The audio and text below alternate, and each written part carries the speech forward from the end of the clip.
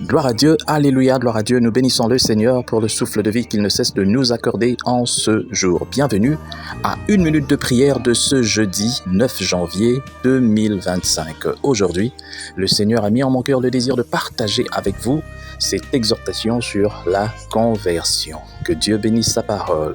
Quiconque n'a pas passé par la conversion, dit la Bible, on va vérifier les Écritures, quiconque n'a pas passé par la conversion ne verra pas les royaumes des cieux. Ne verra pas les royaumes des cieux. Parce que les royaumes des cieux, on ne les voit que par la conversion. Mais la conversion en qui? En Jésus. Donc, tu es né, personne n'est né. Parce qu'il y a des gens qui disent que non, moi je suis né chrétien, chrétienne, je suis né d'une famille chrétienne. Non, c'est faux. C'est faux. C'est pas ça qui te fera entrer dans les royaumes des cieux. On n'entre pas dans les royaumes des cieux parce que je suis né d'une famille chrétienne. Non, non, non. C'est faux.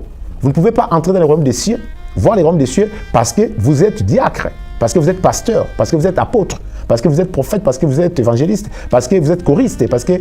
non, non, non, c'est faux. Ce n'est pas de cette manière-là qu'on accède dans le royaume des cieux. Le royaume des cieux, l'accession au royaume des cieux passe par Jésus. C'est Jésus qui en est le chemin. C'est Jésus qui en est la porte. Donc, tu dois passer par Jésus. Et comment passer par Jésus? Et lorsque vous passez par Jésus, c'est en ce moment-là qu'on parle de la conversion. Donc, vous quittez votre état païen, votre état de la condamnation, et vous rejoignez en ce moment-là l'état de la conversion, l'état du salut. Jamais, si tu as vécu la conversion, tu étais prostitué au départ, avant la conversion, et après la conversion, tu es toujours prostitué. C'est faux. Ça, ce n'est pas de la conversion. Une personne qui a vécu la conversion ne peut pas continuer. Elle était voleur et elle continue à être voleuse ou voleur comme vous voulez. Elle continue à être... Non, ce n'est pas possible. Une personne qui était menteuse, elle continue à mentir après sa conversion. Non. Donc la conversion veut dire j'étais menteur. Maintenant que je suis en Christ, j'ai abandonné les mensonges. Je ne mens plus. C'est ça. Et dès que les gens me voient, ils vont reconnaître que j'ai changé. Pourquoi? Parce qu'ils m'ont connu voleur. Mais depuis que je suis en Christ, ils ont remarqué que je ne vole plus. C'est ça, la conversion. Mais si vous étiez voleur et que vous dites que vous avez connu Jésus et que vous continuez toujours à être voleur, ça, vous n'avez pas vécu la conversion. Et la conversion, ce n'est pas l'histoire des groupes. Hein. Ce n'est pas l'histoire de ton berger, ce n'est pas l'histoire des frères qui sont à tes côtés ou à la sœur qui est à tes côtés. Non, c'est une affaire personnelle. C'est personnellement. C'est une transformation depuis ton cœur. C'est une transformation, un changement depuis ton âme. Si tu ne passes pas par la conversion, ma soeur, mon frère, tout ce que tu peux faire avec Dieu, laisse-moi te dire, tu ne verras pas le royaume des cieux. Le royaume des cieux, tu ne verras que du moment où tu passeras par la conversion, mais à la personne de Jésus, pas autre chose. Parce que beaucoup se convertissent dans beaucoup de choses, dans beaucoup de domaines. Ça ne compte pas pour le royaume des cieux.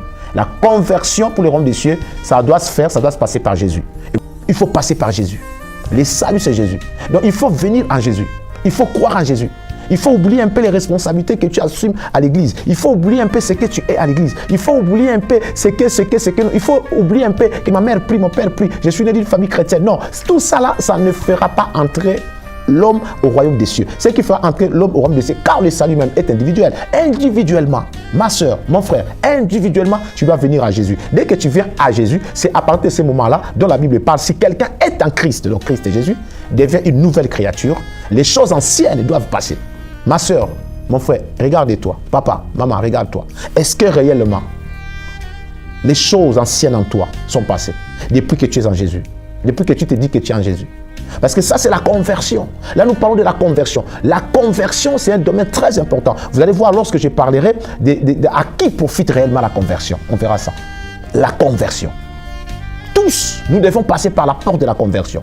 Celui qui n'a pas passé par la conversion en Jésus, qui ne s'amuse pas, l'écriture est claire et simple. Donc, il ne verra pas les royaumes des cieux. C'est là la nouvelle naissance. Que chacun de nous s'examine là où il est.